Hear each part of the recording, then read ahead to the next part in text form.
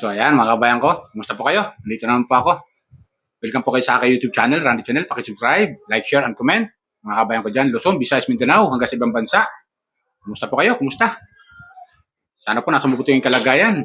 Lalo dyan sa ibang bansa. Kasi dito man sa Pilipinas, Luzon, Visayas, Mindanao, bagamat dinatan tayo ng tatlong bagyo at bumaha yung ibang lugar sa ating bansa, dito sa Metro Manila, hanggang sa ibang bansa, hanggang sa ibang lugar, mga probinsya na binaha. Sana po nasa mabuti yung kalagayan at malayo sa karamdaman. Okay, mga kabayan ko. Ito ang aking topic, mga kabayan ko, ay patungkol pa rin kay Krishna. Kasi kung napanood natin yung upload video niya, yung live niya na tungkol doon, ito pala, ang tutukoy niya palang matanda dito, mga kabayan ko, ay yung lola niya. Na ayon sa kanya, napupuno na raw siya, punong-puno na siya, at dito daw sa lola niya ay wala nakakapagtiis na mga kamag-anak niya, mga pinsan niya, ngunit siya lang yung nakakapagtiis dito sa lola niya. Mga kabayan ko. So, dito mga kabayan ko, kailangan natin ng suporta kay Krishna. Kailangan natin ng suporta at huwag nating ibas. Okay? Suporta natin. Kasi doon sa live niya na nakita natin na napapaiyak siya. Sabi, ay, napapaiyak ako. Tapos yun, yung problema, ayon sa kanya, mga kabayan ko, sinisiraan daw siya. Sinisiraan siya. Hindi natin alam kung anong paninira ang sinasabi, ha? Ito lang advice natin kay Krishna. Payo natin kay Krishna, sana. Alam mo, Krishna, ang masabi ko lang sa'yo, pagpasensyahan mo na yung lula mo kung ganyan man sa sa'yo. Dahil, ang gusto lang siguro ng lula mo ay mapabuti ka. Kahit naman sino sa pamilya mo ay gusto nila mapabuti ka. Kung ano man pinagtalunan ninyo, ay kayo lang nakakaalam. Kayo lang nakakaalam. So, kung may nasabi man ang lola mo sa'yo na hindi maganda, ikaw nang bahala magpasensya. Tanda natin, ang lola mo may edad na. Tanda na.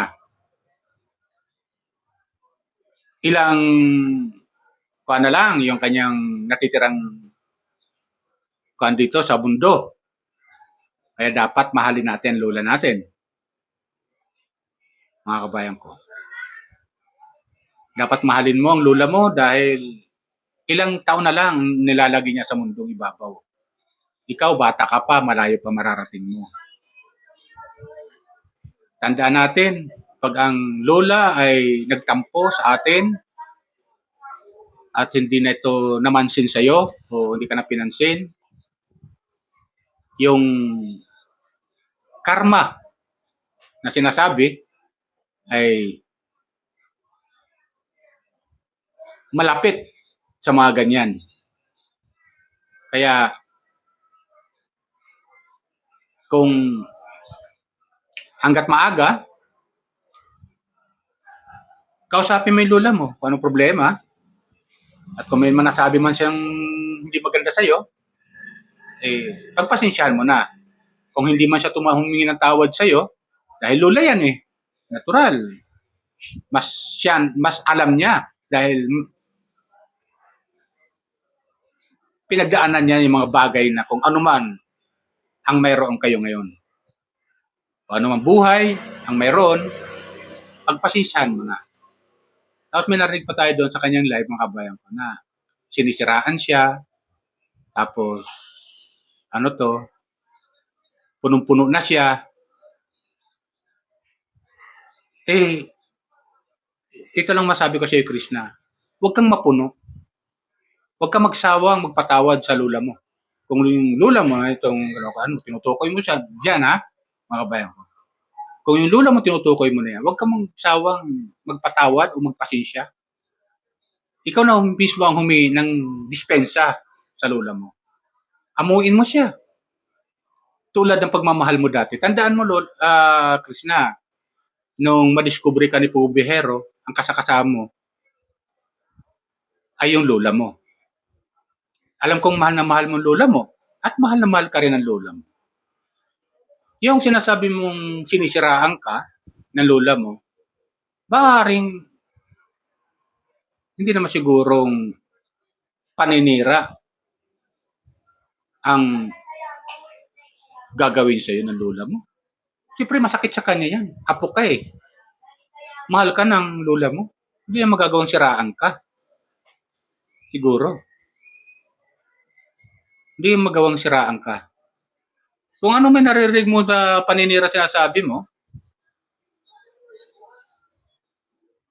sa mga kapitbahay mo dyan, baka naman dagdag na lang yun.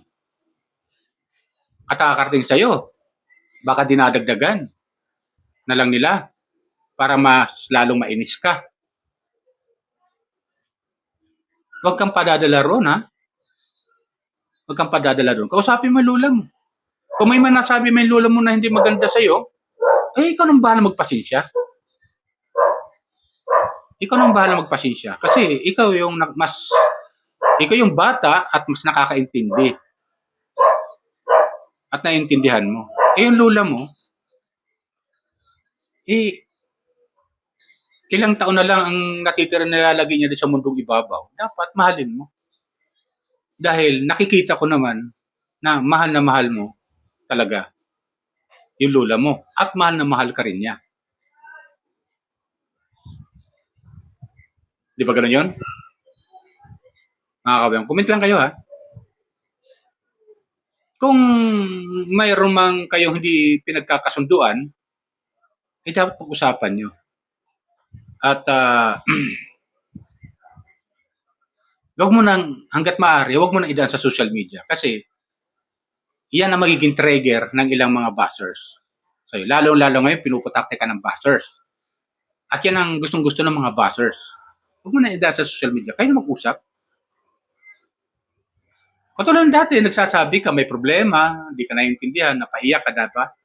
Pero di namin alam kung sino at ano ang problema, ang dahilan. Basta nagbibigay ka lang ng sama ng loob. Nagbubukas ka lang, bibigay ka lang ng sama ng loob, ini-share mo dito sa pamamagitan ng social media, pero wala kang tinutukoy na tao ron. Di ba? Napakaganda yun eh. Ngayon, makakakuha ka ngayon ng mga advice mula sa aming mga viewers. Di ba? Kasi yung tutukoy mong matanda, yun pala yung tinutukoy mo, yung lola mo. Ngayon, kung may tampuan man kayo ng lola mo, pag-usapan nyo. Tandaan natin, nag-iisa lang yung lola natin sa buong mundo. Nag-iisa lang yan. Dapat mahalin mo ang lola mo.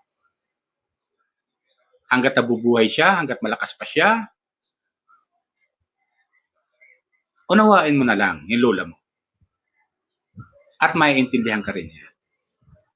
At yung sinasabi mong sinisiraan ka, kung ano, baka naririnig mo lang sa mga kapitbahay mo, sa mga kamag-anak mo, sa mga kaibigan mo. Hindi naman siguro ganong kasama naman yung lola mo. Hindi naman magagawa, siraan ka niya. Tapos may narinig pa ako doon na yung, kasi may nag-comment doon na kung kay Sir Paul, narinig ko doon sa live niya. Yun nga, isa pa yun, sabi niya. Sabi ni Krishna. Hindi kasi may iwasan, mga kabayan ko. Alam mo, Krishna, hindi may iwasan na yung lola mo ay humanga kay Sir Paul. Kasi si Sir Paul ang nakatulong sa'yo. At nagpapasalamat ka naman doon.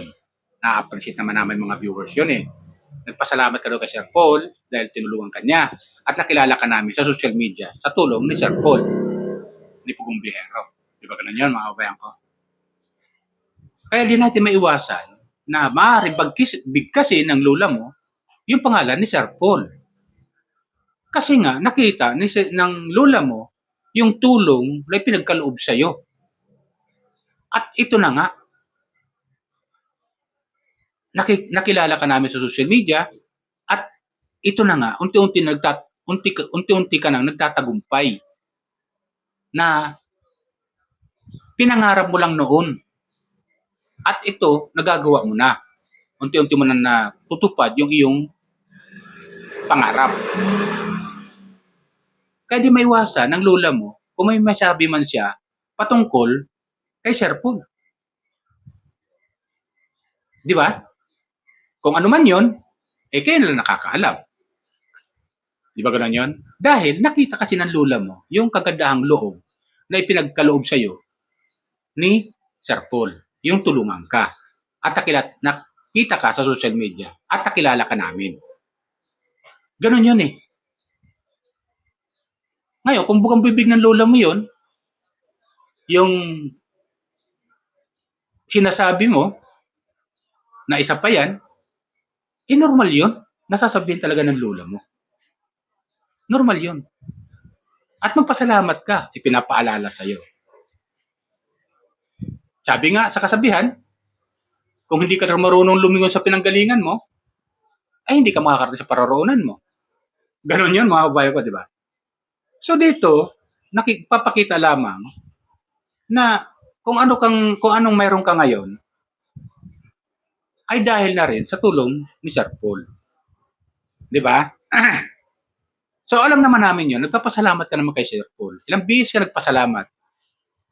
Sa totoo lang, isang bihis ka nagpasalamat. Kaya yung ilang mga bashers, sabi, wala kang utang na loob, hindi ka marunong pasalamat.